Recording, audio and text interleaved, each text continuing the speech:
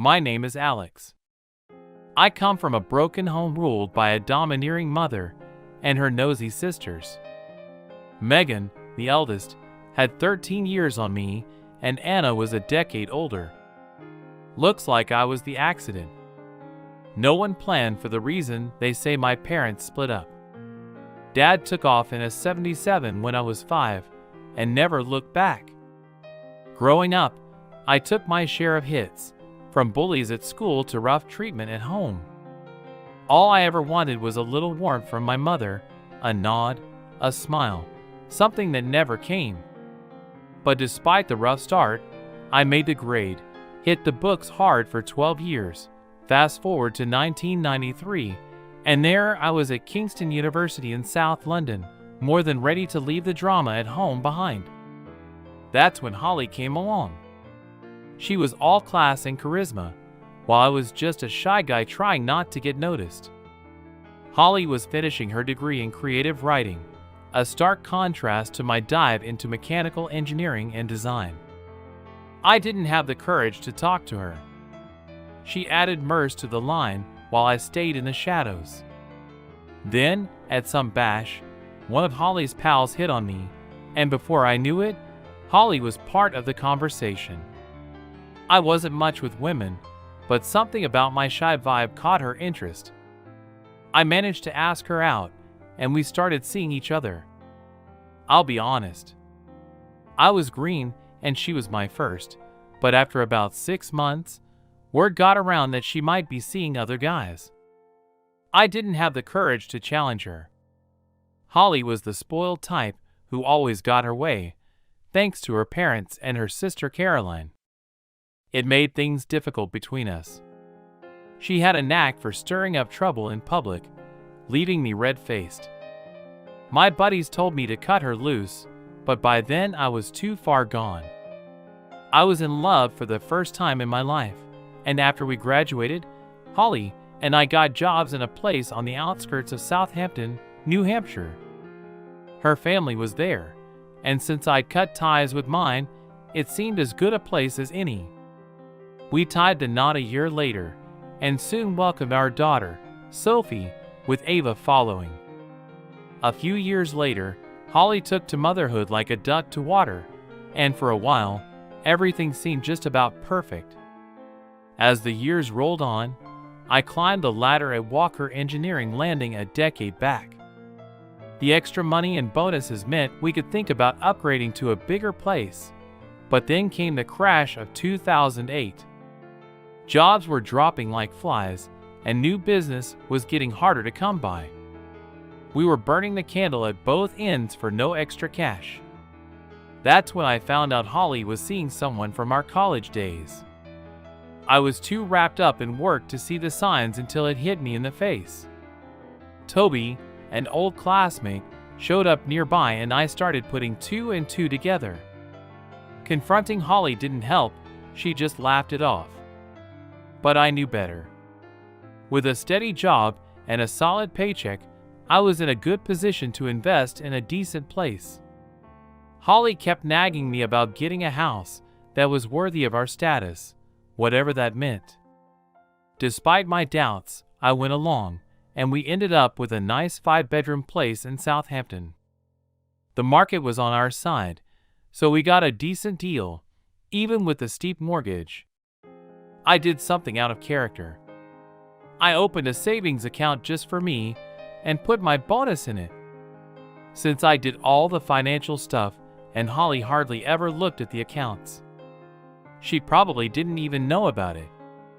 Looking back, putting that money away was the smartest thing I ever did. I needed a safety net. Holly's old flame could flicker back to life at any moment, and who knew where that would lead me? After the dust settled from that scare, life went back to normal. My girls were my world. I was all about supporting their schooling and filling our weekends with dance recitals, concerts, and trips to the zoo. Meanwhile, Holly was too tied up with her own crowd, her indulgent idle friends. I didn't mix much with other husbands, but we all seemed a little henpecked. My buddies would rib me about the rolling stones under my thumb when Holly's plans derailed mine. Even the guys at work had their jokes about her hold on me. Things really came to a boil a few months ago when Ava went to the same university as her sister, and for the first time in 18 years, it was just me and Holly dropping Ava off at her new place.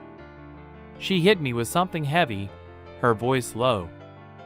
"Why are you still with Mom?" I was floored. Ava was usually quiet, keeping things to herself. Then she dropped another bomb. "I heard she's been messing around with Henry Walker from your office." Her eyes were filled with tears. This was news to me, but I wasn't exactly shocked. I had opportunities over the years to dig into her sidesteps, but I held back. I didn't want to break up our family or have the girls look at me the way they looked at their grandfather. I let her step out because, foolish as it may sound, I couldn't stand to destroy what we had built together, even though I still loved her. This bombshell rattled me deeply at first.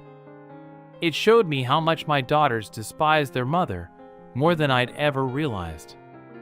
Then it dredged up all those old feelings from my own messed up childhood, highlighting my weaknesses and the kicker.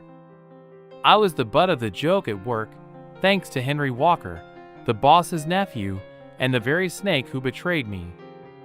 I was a wreck, unable to endure. The strain, especially knowing that my youngest was the butt of the cruel jokes Holly spawned. I knew I had to face her. My heart pounded as I waited at the kitchen table, dreading her return. When she walked in, all I could do was sit frozen.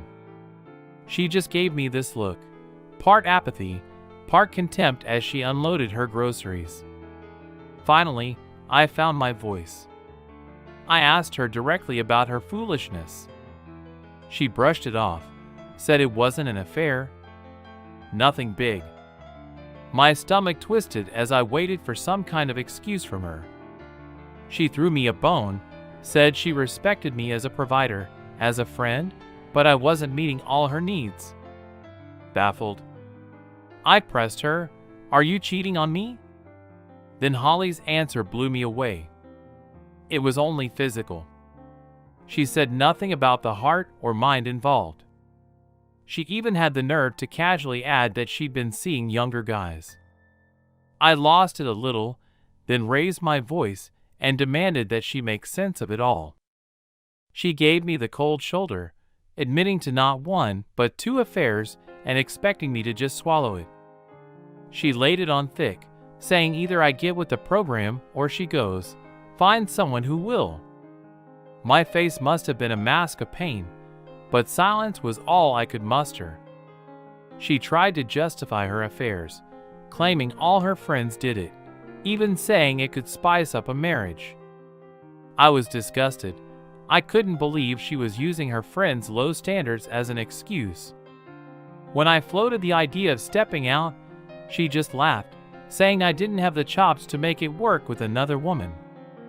The contempt in her laugh echoed in my head, mocking me as I sat there stung and speechless. She firmly stated that our relationship would continue on her terms, warning me not to spoil a good thing. In truth, she was right. Throughout our 22-year relationship, I had shown unwavering devotion and compliance with her demands. Now it was clear to everyone that I was being betrayed and my reputation among friends and colleagues was being damaged. The next morning, I walked into my office and met Henry Walker, the man who had been involved with my wife. With a grin, he asked how Alex was doing, his confident look adding to my annoyance. I decided to keep quiet by the coffee machine. I heard some men laughing. Despite their laughter, I walked past them feeling vulnerable. Even Olivia, the boss's secretary, seemed to enjoy my predicament. Sitting at my desk, I reflected on the rough start to my day, feeling ridiculed both at work and at home. Despite my best efforts to focus, my anger persisted. I decided to investigate my father's history, knowing only where he was born and that he died in 1977 at the age of 38. Looking up family history sites for Cambridgeshire, I identified a few likely matches, expecting him to have died before my college years. I narrowed it down to 3 possibilities and posted questions on genealogy sites. Lost in thought, my boss, Jack, called me into his office. Jack, a successful but ethically challenged man, wanted to discuss something, although I was considering quitting because of his actions.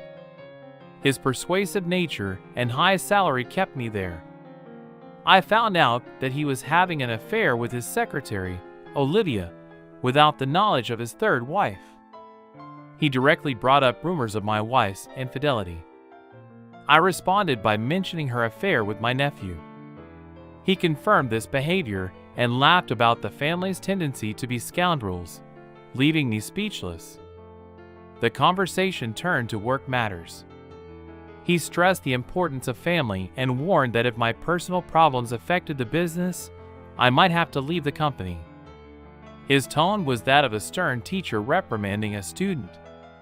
I bit my lip and noticed Olivia, his fiery secretary, standing at the door, probably gathering gossip for her friends. As I started to leave, I wondered why a young woman like her would get involved with an older man like Jack Walker as he walked by. I heard more snickers, which made me bow my head and walk away. Faster laughter followed me out the door, obviously at my expense back in my office. I felt pointless being there. I had paid for my daughter's education, but now it seemed I was just funding my wife's cheating. I'm a simple man who likes his gadgets but can live without luxury. Most of my money went to Holly's luxuries, making me question my own happiness. This office was my sanctuary for creativity and achievement. I had designed many of the parts we made and sold here, and I was sure I could get a job elsewhere. They thought I was weak, and they weren't entirely wrong. I wasn't one to make trouble. I preferred to be good old Alex, the submissive engineer. Looking at my screensaver of a family vacation, I opened my email to my surprise. There was an email from a woman named Jennifer Holmes from the Cambridge Genealogy Committee. I was shocked at the speed of the response. I read her message in amazement. Jennifer had seen my post about my father and contacted a woman who claimed to be his niece, Rachel Murray, my cousin.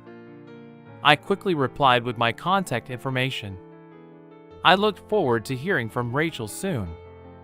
Leaving work was like a breath of fresh air.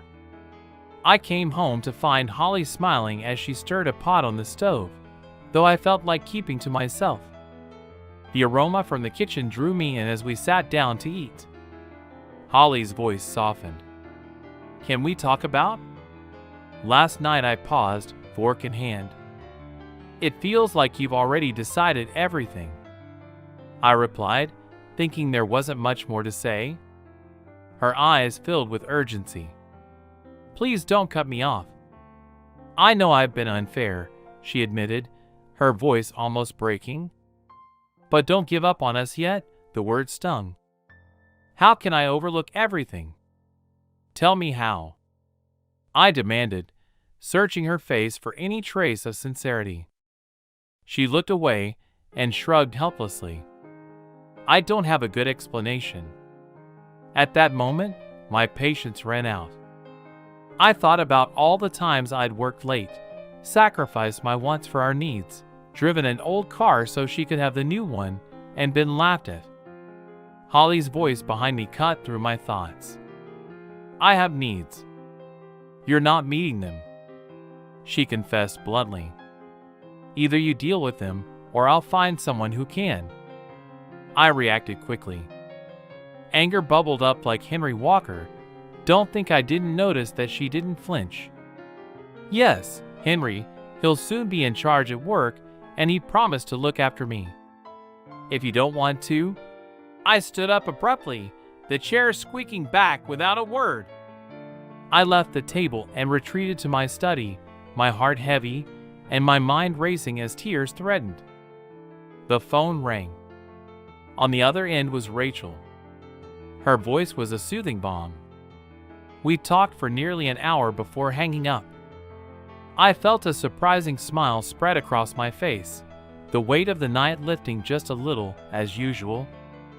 I remained silent, stood up and walked to my study. Tears streamed down my face as I wished I could be anywhere else. Then the phone rang. It was Rachel on the other end, her voice unfamiliar but comforting. We talked for an hour, and when we hung up, I couldn't help but smile. Everything else just melted away. Rachel was thrilled that I was finally ready to learn about my father's past. She revealed some painful truths. My mom kicked him out when I was a kid and lied to me all these years. He died of alcohol poisoning in 1983. My grandmother always said my mother drove him to it. Rachel said he'd always wanted to see me again, but was never allowed to. We planned to meet at her house in Cambridge for the weekend. I looked forward to the break. The rest of the week went by quickly. Nothing changed at home, and work was just as hard. Henry and his buddies thought it was funny to hang underwear on my office door. I saw Olivia glance my way, but she said nothing. There was a note taped to the underwear. "Please return to your wife." I collapsed again right there at my desk. I blamed everyone but myself. I told Holly I was visiting a friend in London. She didn't seem to care. I figured she'd probably see someone else while I was gone, but that made it easier to leave. The drive to Cambridge was stressful, and I arrived an hour late, but Rachel greeted me with the warmest hug I had had in years. As if the delay didn't matter, I met her husband, Greg, and their children, Grace and William. We spent the day talking about my father and this new side of my family. I was just getting to know Rachel and Greg, and their warmth was contagious as they chatted, often finishing each other's sentences. They were eager to tell the story of our family. Joined by my cousin, David, and Lucy Price, Rachel's brother, we clicked instantly, sharing stories and insights about my father and our shared history. After a hearty lunch, we took a short drive that gave me some much-needed space to reflect on Rachel.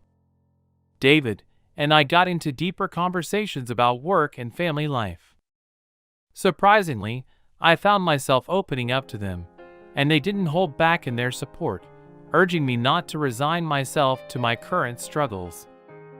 I left Cambridge feeling like I saw things in a new light. The sincerity and kindness of my newfound relatives restored my hope, and after experiencing so much deception and mistreatment, it hit me hard. I needed to find happiness not only for myself, but for my daughters, my friends, and this new family. I was just beginning to know this when I came home at 8 p.m. to find Holly getting ready for a night out. "What are you up to tonight?" I asked, trying to keep my voice even though she was halfway through her makeup. "Just out with friends," she replied casually, then caught me off guard. I brought up Max, her other affair. She sighed, a flash of annoyance crossing her face. "Can we not do this now?" she snapped, clearly not caring how I felt about standing my ground. "Stop, this is my wife," I pleaded. She dismissed my concern with a wave of her hand. "I am your wife, and I will be back by midnight," she said, promising an easy life. If only I would let her have her fun. When she tried to hug me, I stepped back undeterred. She grabbed her Prada bag and made one last attempt at the door. I spoke firmly. "Don't go." She stopped, turned to me and laughed. "And what will you do? You'll never leave, you need me," she taunted, confident that I wouldn't resist her. As she left, her laughter still echoing, my heart sank. I realized how long I had played the fool, putting her needs ahead of my own. But something changed that night. I was through playing her games. It was time to plan a new beginning. For my own sake, I didn't waste a second. Holly was out, probably with Henry or Max, maybe both. It seemed she was true to her word about giving in to her desires. The thought of it fueled my anger and pushed me to make a change. I knew I had to sever any remaining ties of affection I felt for her. While digging through old boxes, I found the only photo I had of my mother and my sister, Ayers. With a mixture of skepticism and determination, I cut out Holly's smirking face from another picture and pasted it next to them in the photo. I had no love left for any of them, and this symbolic act felt like cutting the last emotional cord. At 12:45 a.m., I placed the altered photo on my desk, my task completed. I had largely mapped out my immediate future, though it would take several weeks to put my plans into action. Holly had no idea. I planned to leave, which gave me the time I needed. Suddenly, I heard the awkward sound of someone peering out the door. I saw Henry Walker making a quick exit. As Holly stumbled up the stairs, I cleared my browsing history and decided to go incognito from now on. Once she was in our bedroom, I went downstairs to make some coffee and thought hard about my life ahead. How I would get by without my daughter. It seemed bearable. Well, Monday morning I decided to move closer to my daughters at work. I didn't make the usual effort, ignoring the snide remarks and laughter. I scheduled a bank meeting for 1 p.m. and spent the morning going over my finances. It was a risk, but with the right moves and a little luck, I was confident I'd come out relatively unscathed. The meeting went exactly as I had hoped, allowing me to close my personal savings account and remove my name from our joint account, with a substantial amount of cash now in my possession. I closed that savings account for good. On my way back to the office, I stopped by PC World, where I picked up a couple of digital voice recorders, a rugged 500 gigabyte USB 3.0 external hard drive, and a new hard drive for my PC. Back at work, I was faced with the task of breaking into the company's private client files, and it took me a good hour to crack Jack's password. Ironically, it was just his wife's name, followed by his birthday. Once inside, I transferred all the files to my external drive, including my designs for an energy-efficient hydraulic pump system that promised to keep the company competitive. Our company made pumps for everything from air conditioners to heavy equipment to dairy equipment.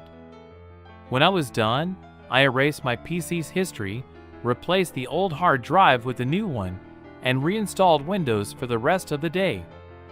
I sat discreetly, researching competitors on my phone and looking up engineering jobs in the South London Sur area on Monster. That evening, after another quiet dinner with Holly, I retired to my study. A major competitor, recently hit hard by the financial downturn, was looking for a mechanical engineer. The position was a bit of a step down in both responsibility and salary, about £1,000 less than what I was currently earning, but it was a viable lead. I immediately sent them my CV. Despite everything, I made the decision to keep up appearances with Holly. That night, I lay next to her in our marital bed and quietly planned my escape. I pretended to be asleep when she slipped into bed. Her touch made my skin crawl, but strangely, I was glad to feel that way. It confirmed that my feelings for her had changed, which would only help me move on.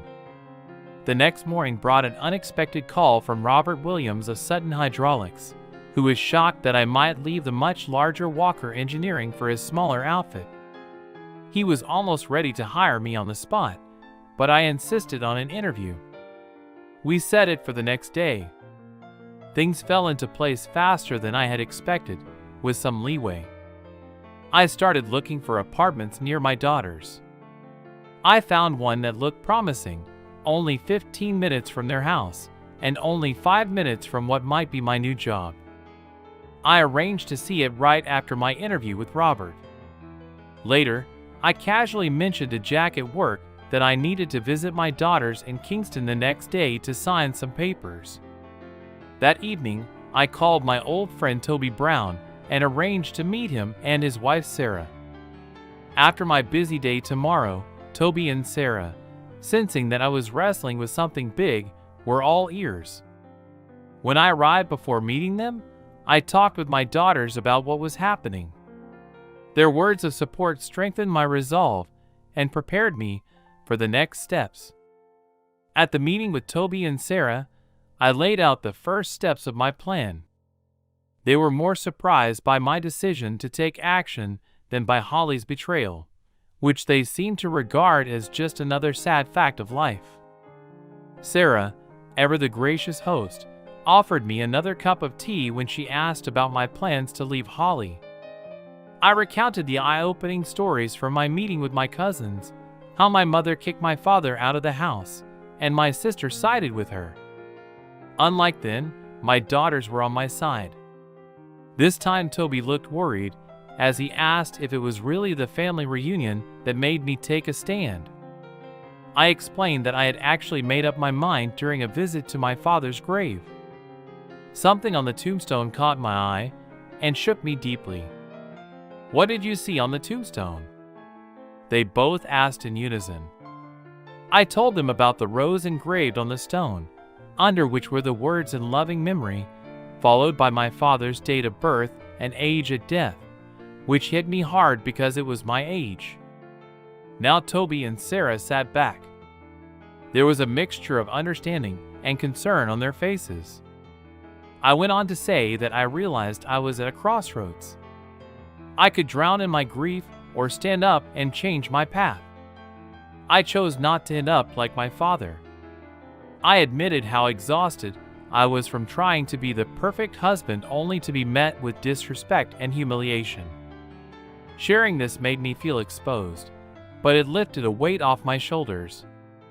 Sarah, ever the fighter, immediately offered her support and even shared her own plan for dealing with Holly. I couldn't help but smile at her fierce spirit, grateful for her support when I once doubted her loyalty. The room grew tense with anticipation as Sarah lowered her voice to a conspiratorial whisper. "We need a plan that not only frees you, but also makes Holly realize she can't just walk over people. It's about setting a precedent, not just for us, but for your daughters." Toby, typically the voice of caution, nodded slowly. "You're right, but let's be smart about this. We're not just up against Holly. We're dealing with years of resentment and twisted loyalties. Whatever we do has to be airtight." I felt a surge of determination fueled by her words. This isn't just for me. It's for my father, who never got the chance to write down his mistakes, and for my children, who shouldn't have to see their father's spirit crushed. Sarah reached out and put her hand on mine. "Then let's begin tomorrow. We'll start creating your future, one where you don't just survive, but thrive." Then I laid out my financial steps. Back in 2008, I started a separate savings account where I put all my bonuses and extra money I got. This helped me apply for a mortgage in my own name, which made things easier. I explained how Toby would help by setting up a new company to take over the mortgage on my house and handle all the paperwork with the land registry. Toby was unsure about the whole setup, but I reassured him. Holly won't be able to fight this. I told him that her parents, who are very religious, wouldn't support her. After they found out she was cheating, they'd stick to their principles. They even offered to help with the mortgage payments, so I could put her off for a while. On my way home, I stopped by the local Land Rover dealership to work out a deal.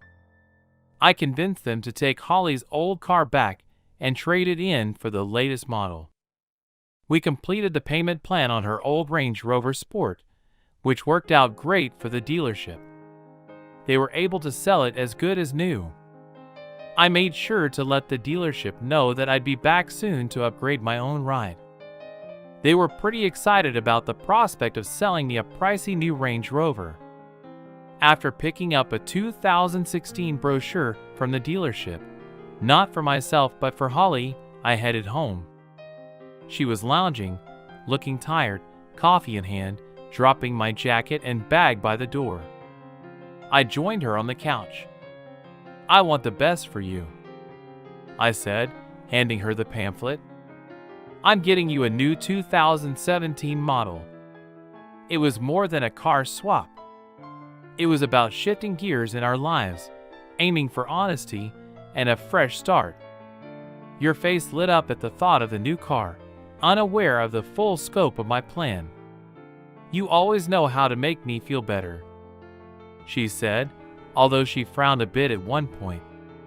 "They've already found a buyer for my old car. I have to drop it off at the dealership by Friday. I'll leave work early then," she said in a sharp tone. She added, "Maybe you can use my car over the weekend to see your lovers." Her words hung in the air, her smile fading to a look of shock and confusion. When she realized what she had just said, "What's wrong?" I asked, urging her to explain her outburst. She didn't specify, but hesitated before asking, "Are you still upset about our arrangement?" I kept my answer clear and firm. "It's not our arrangement, Holly, it's yours. Did you think I had no choice but to accept it?" Her nod told me everything she thought she was in control of. "But I love you," she added quickly. Her tone was a mixture of defiance and concern. I didn't answer.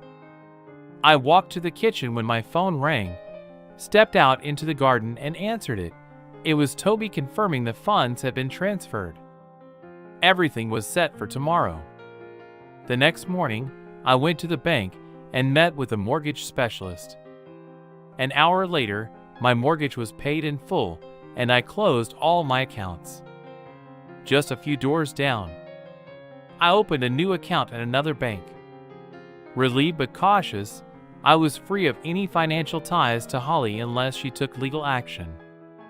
As I left the bank, my relief was tinged with a shadow of concern. The next morning, I was at my computer sorting out the final details.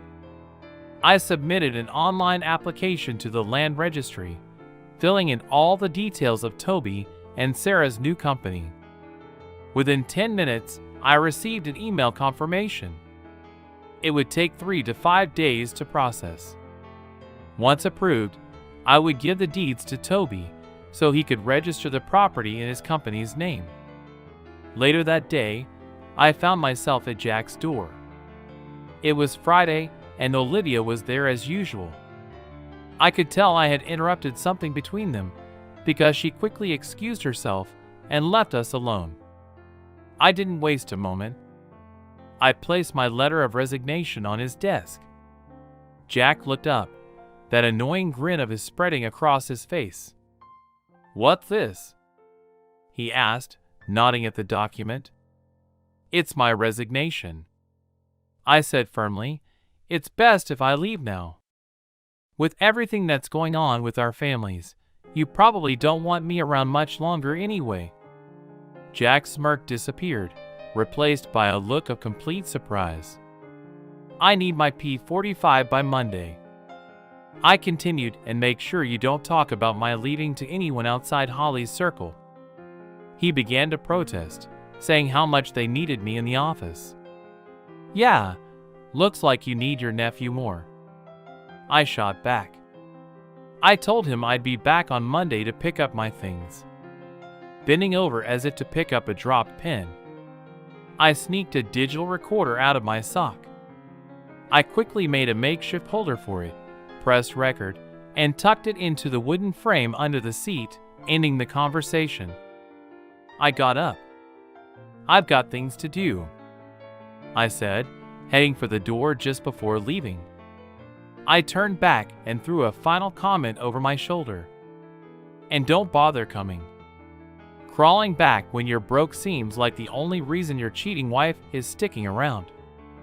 His face made a clear statement. My words had cut deep. With a satisfied smile, I walked out of his office, closing the door on that chapter of my life. An hour later, I found myself driving home after dropping off Holly's car and the logbook at the John Reeves dealership.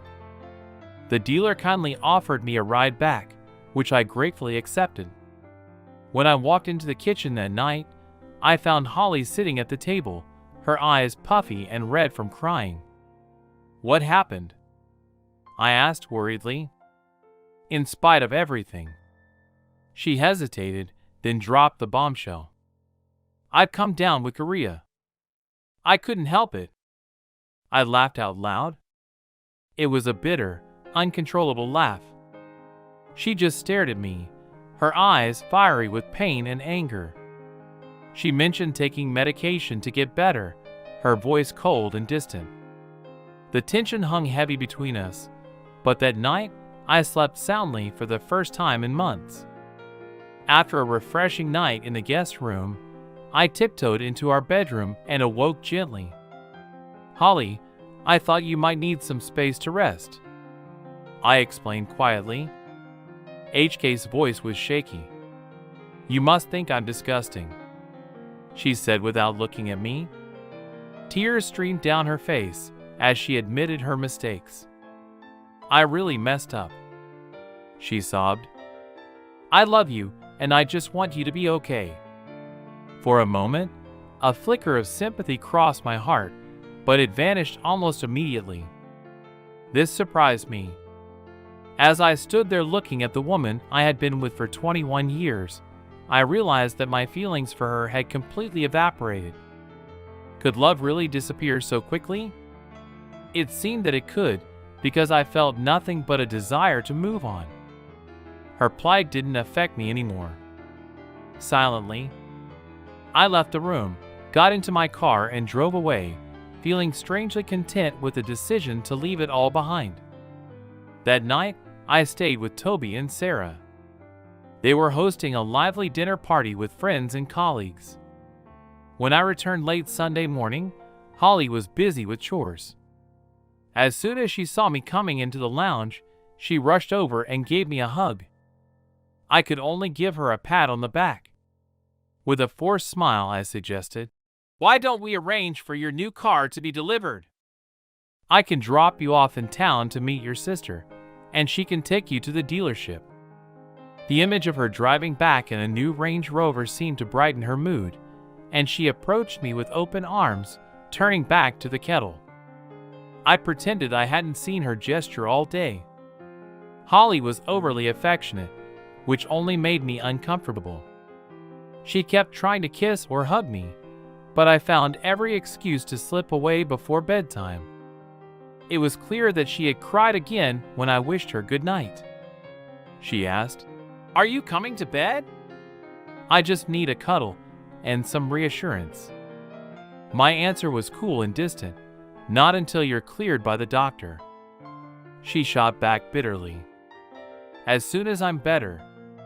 I'm sure I'll find someone who wants to be with me. I have a lot of catching up to do." I chuckled to myself as I walked away. Her harsh words confirmed what I'd been feeling more and more each day. Any regrets from the past had evaporated, replaced by 2 decades of accumulated resentment. In the past, I might have succumbed to her emotional place, but not this time. I ignored her tears and made my way to the guest room. It was my last night in this house, and it would be in this room. As I lay there looking at the altered picture of Holly with my sisters, the only emotion I felt was contempt. It was clear now that she was only sweet when she wanted something, and bitter when denied, and her last words had scrubbed away any lingering doubts. I may have cemented my decision to leave. I awoke early Monday morning. Holly was also up early for her 8:30 hair appointment, so I drove her into town as planned. I drove away knowing it might be the last time I ever saw her. I was afraid it wouldn't be, but I was determined to make it so. On the way, I called the cell phone company, canceled both our contracts, and pulled into a rest area. I put the fine on my card. They informed me that the phones would remain in service until 5 p.m. Perfect. Next, I went to the office to pick up my P45. As I entered the factory, a somber mood hung heavy in the air. It seemed as if the news of my departure had already spread, sparking looks of unease among my colleagues. As I passed by, I walked down the corridor to my office, past the coffee machine where Max and Henry were laughing with others. Unaware of the storm brewing inside me, I forced a smile and chirped a cheery good morning. They shot back with a joke about my wife, a running gag that had long since ceased to be funny to me. Check. Not great, I replied. Keeping my tone light must have been something one of you gave her, because their laughter died instantly. I left them standing, jaws hanging, as a murmur began behind me. As I approached Olia, she managed a half smile and looked away, perhaps a sign of newfound respect. Before I could knock, Jack opened his office door. "I have what you want," he snapped. "Take it and get out." So much for respect in his office. I sat down and subtly slid a tape recorder from under the chair into my pocket. I had him now. His indiscretions with Olivia were no secret to me. He was a quick study. He had another job lined up. I paused, then said nothing. But his smirk told me he thought I'd be begging to come back soon. "What about my last month's salary and my year-end bonus?" I asked. His answer was a burst of laughter. Olivia walked in at that moment with my P45 and, upon hearing my request, joined in the hilarity and decided to turn the tables. I laughed along with her, causing her to stop and stare. "What's so funny?" Olivia asked, confused. "Why do you let him take advantage of you?" "Every week?" I shot back, my laughter growing louder. The room froze. Olivia's eyes went wide, and Jack's face turned a shade of crimson. His anger boiled over as he called me a scoundrel and yelled, "Get out of my office and out of this company before I throw you out with a smile." I got up, gathered my things, and walked out of my office for the last time. The recorder was safely tucked away. The weight of the past was finally off my shoulders. I was still giggling when I got home. I unloaded the car, opened the trunk, and entered the quiet house. I looked around and thought about what I should take with me. I grabbed some Romero burrito artwork from the walls, wrapped it in plastic from the garage, and loaded it into my car. I went through the house gathering various personal items, and then emptied out my entire upstairs closet.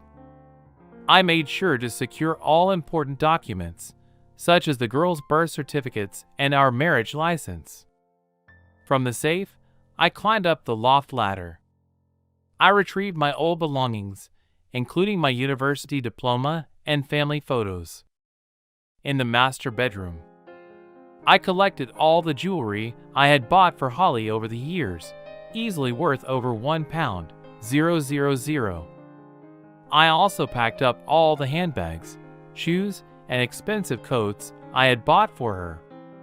Since I'd bought them, they were mine to take with me for my thorough record keeping, as the insurance would come in handy when selling these items.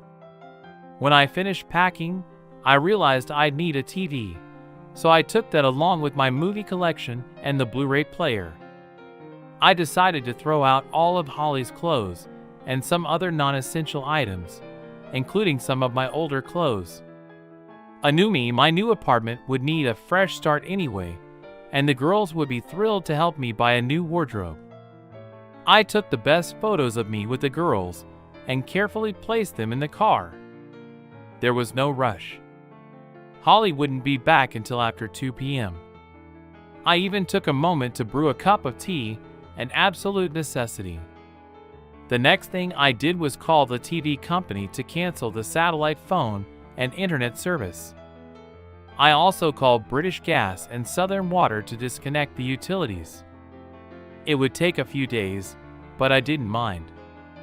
When I returned to the bedroom to sit and think, my eye caught something that sparked a bold idea, one that even scared me a bit. Holly's wedding dress was in a dusty old box on top of the closet. She treasured that dress, probably more than she ever treasured me. I took it down and found our wedding album among the other photos on the bed. I grabbed the duvet cover, scooped everything up, and stormed out into the yard. There I dumped a pile of things. Holly's clothes included everything I couldn't sell. I deliberately left out her underwear. I didn't want any reminders. I looked at my watch after I closed the car, only 1:45. I called Robert Williams and told him I'd be bringing my P45 in later with the night shift. He sounded pleased, and I felt good about giving him a little ride at 2 p.m. I waited for the inevitable call, fiddling with a can of paint thinner I found in the garage.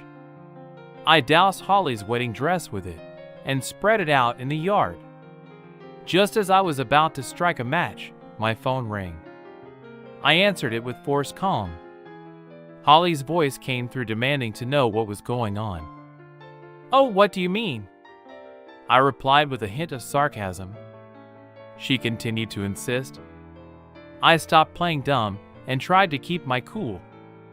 I asked her to calm down and explain what was going on, and all I got was her heavy breathing and her sister's voice in the background.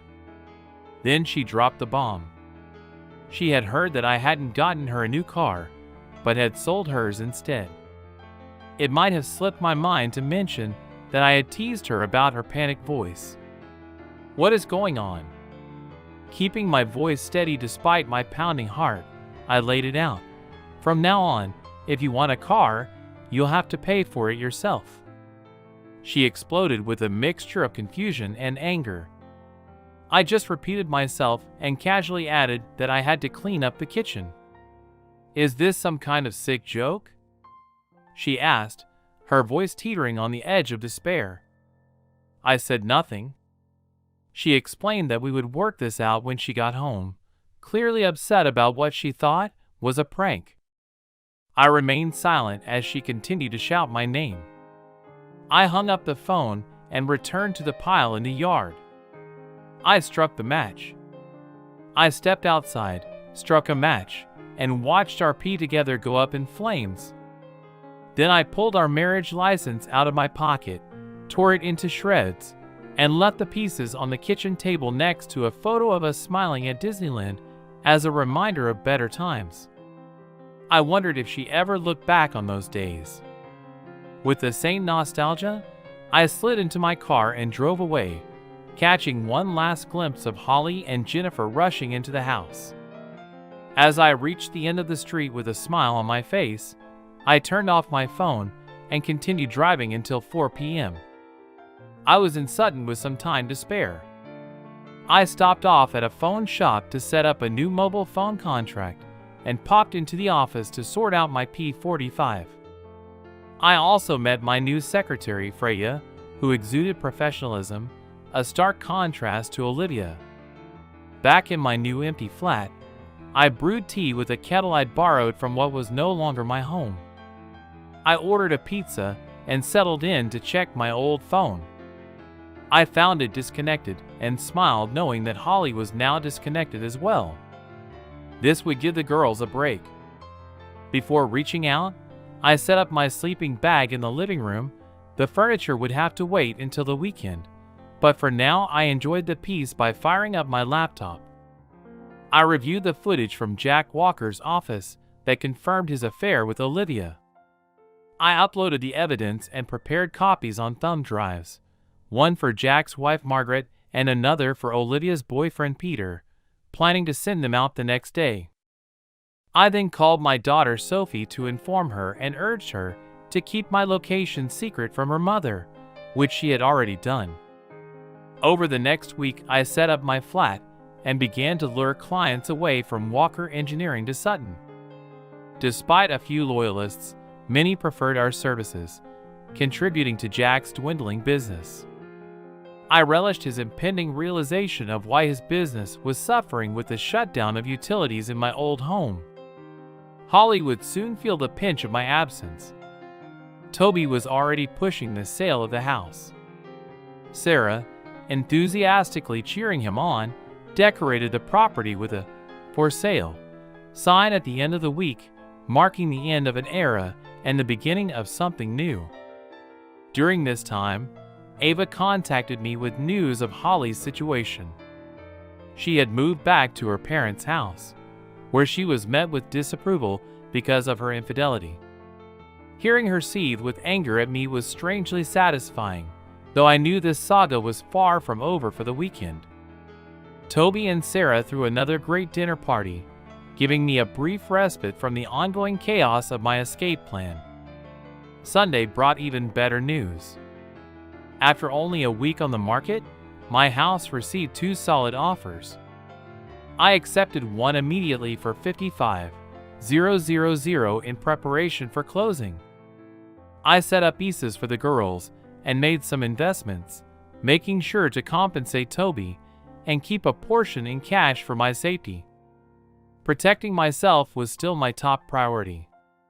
Toby's update that the sale could be completed quickly was exciting. I wasted no time in hiring a moving company to clear out my former home. Meanwhile, the girls reached out to their mother, who unleashed her anger and threats on them. I assured them that it would all be over soon. On Tuesday, while talking to a new client who had just met with Jack Walker to renew a contract, I discovered the dire straits at Walker Engineering. The client shared that the company had been forced to lay off half of its staff due to a massive loss of projects. He also mentioned Mrs.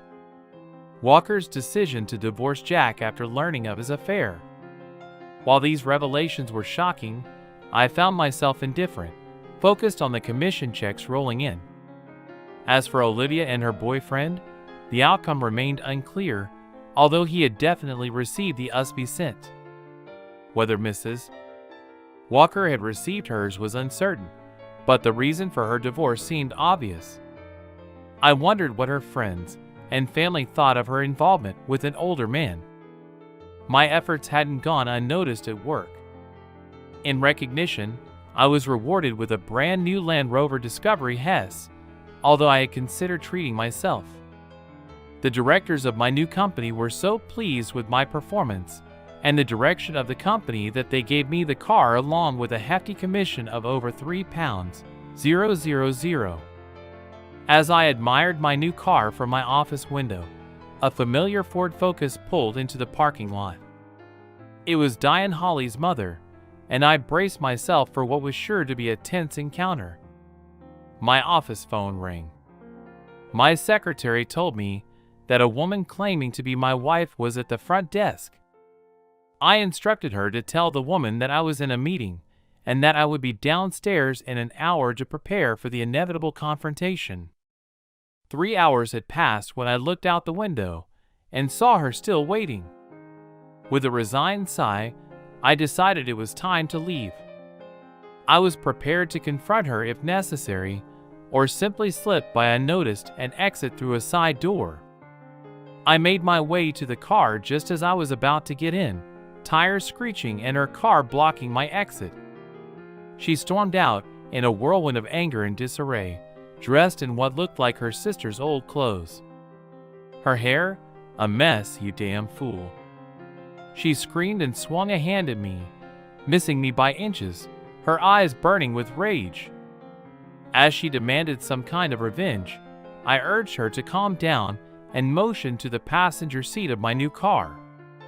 Reluctantly, she climbed in, her eyes widening as she took in her surroundings. Then the floodgates opened, and she spilled out her financial woes and begged me to come back. I looked her straight in the eye. Since I can't meet your needs and can't compare to your younger lovers, it seems I'm just extra baggage in your life, I said. Her plea for me to return home and forgive past grievances made me pause. Are you serious? I asked incredulously. She nodded earnestly, and claimed that she forgave me for all the turmoil. Skepticism crept into my voice as I reminded her of her own infidelities and disrespect. "And you expect forgiveness?" I challenged her. "I will never be with you again," I declared, my tone ice cold. "Maybe it's best if you stay with one of your lovers." She confessed that her social circle had shifted, her friends were now distant, and her husband suspicious. Although I felt a flicker of sympathy for her admitted plight, I stood firm. She acknowledged that her mistakes had cost her dearly and admitted that her life had crumbled because of her own greed and disrespect. In that moment, our shared past and its painful ending crystallized into a stark reminder of all we had lost and the separate paths we now faced. In spite of everything, I knew it was time to move on. She begged me to come back into her life, her voice trembling with desperation, claiming she had nothing left. She asked for her share of the house and mentioned that she needed a divorce. I calmly pointed out that she had never once said she loved me. She just needed me around when I didn't need her. I admitted that I had defaulted on the mortgage and lost the house, thus exposing my deception. Her shocked reaction confirmed what she had really come for when she declared her desire for a divorce. After more than 2 decades together, she admitted her mistakes and claimed she was being severely punished. I stood my ground and told her it was a huge, unforgivable mistake and I would never go back to her. Screams and sobs filled the car, echoing off the windows. I offered a proposal for a clean break, £3,000 cash if she agreed. Suddenly her tears stopped and she became defiant. She accused me of lying about losing the house, insisting that I was too smart for that. I conceded that she might be right and found myself defending my position. "I won't give you a penny," I said firmly. She had fury in her eyes, and I explained that I would fight her tooth and nail. I told her that she had no money and that I would mix up my assets to make them hard to trace. I warned her that by the time her lawyer dug anything up, the legal fees would eat up any potential gains. I gave her a stark choice: take the money now or prepare for a grueling legal battle. Our eyes locked. The challenge was clear. Her anger surged as she accused me of mistreatment, claimed she was the reason our daughters would succeed, and contrasted their future with her current failures. "Take the money and get out of my life," I demanded coldly. With a stern retort, she agreed to take the money and proceed with the divorce. "I'll take care of it," I replied, my voice devoid of emotion. She stormed out of the car, slamming the door so hard the vehicle shook. Moments later, she sped out of the parking lot, leaving a cloud of dust and a lot of memories in her wake. The very next day, I filed for divorce, citing infidelity as the primary reason. A week later, I scheduled a meeting with Hall at our daughter's apartment. Although I had sold my house, I decided to hold off on any investments until the divorce papers were officially signed.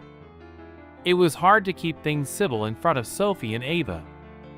I gave Holly the money, and without much hesitation she signed the divorce papers. I said goodbye to the girls and wished Holly luck as I prepared to leave. Just then, Holly burst into tears. It seemed a bit theatrical, probably for the benefit of our daughters, who exchanged glances that suggested they knew, too. Ava brought up seeing me the following weekend, excitedly mentioning the Coldplay concert we had planned. Her words brought me back to the moment, and I promised to confirm the details after checking with Amy, her stepmother. As I turned to leave, Holly's screams grew louder, but I chose to ignore them and closed the door behind me. I left the drama inside and felt a weight lift off my shoulders as I walked away. As the years rolled by and the vibrant threads of my life began to weave themselves into a new, unexpected tapestry. The discovery of Holly's betrayal, a painful echo of the neglect of my youth, became the catalyst for a transformative journey that began with the powerful upheaval of my quiet existence. After quickly squandering the financial windfall she had scammed out of me, Holly fell into a spiral of desperation, moving back in with her disapproving mother and racking up a mountain of debt trying to maintain the lavish lifestyle she had become accustomed to. Her days became a blur of credit card applications and loan rejections. Alcohol became her solace, and with each passing day, she became more alien to the woman I once thought I knew. Meanwhile, I embraced solitude, at first reveling in the mundane pleasures of bachelorhood. My evenings were spent in quiet pubs or at home tinkering with old car engines, a hobby that reminded me of simpler times. It was during one of these evenings, over a pint in a dimly lit bar, that my old college friend Jeff suggested I invest in Bitcoin, skeptical but intrigued. I took a significant risk and invested £7,000 in Bitcoin in 2017, when the price was just around 700 billion. I watched it soar to 5,000 per unit. My bold move paid off handsomely, earning me a fortune that would forever change the trajectory of my life. Flush with my newfound wealth, I indulged in some of life's finer pleasures. A sleek new Tesla Model S became my ride, a symbol of my success and freedom. I purchased a sprawling villa in the Madeira Islands, a sun-drenched sanctuary from the chaos of the world. It was on these tranquil shores that I met Anna, a vibrant and intelligent woman of 40, brought a sense of peace and adventure that had long been missing from my life. She had spent years in the corporate grind before embracing a quieter life running a small but successful artisan bakery. Her spirit of resilience and her joyful embrace of each day slowly drew me in. We were married amidst the lush landscapes of Madeira. Our simple ceremony was a testament to our shared values of love and honesty. Within a year of our marriage, our son Lucas was born, a beacon of new beginnings. Today, as I sit on the terrace of our villa and watch the sunset paint the sky with the colors of hope, I reflect on the tumultuous path that led me here. The challenges I faced, the pain of betrayal, and the quiet triumphs along the way are not just remnants of a life once lived, they are the pillars upon which I have built my new reality, one filled with love, respect, and true happiness. In this journey, I have learned that life does not always follow the plan we lay out for it, but it is always ripe with the potential for renewal. As I turn my eyes back to the horizon, I see not just the end of the day, but the dawn of new possibilities, forever grateful for the chance to begin anew.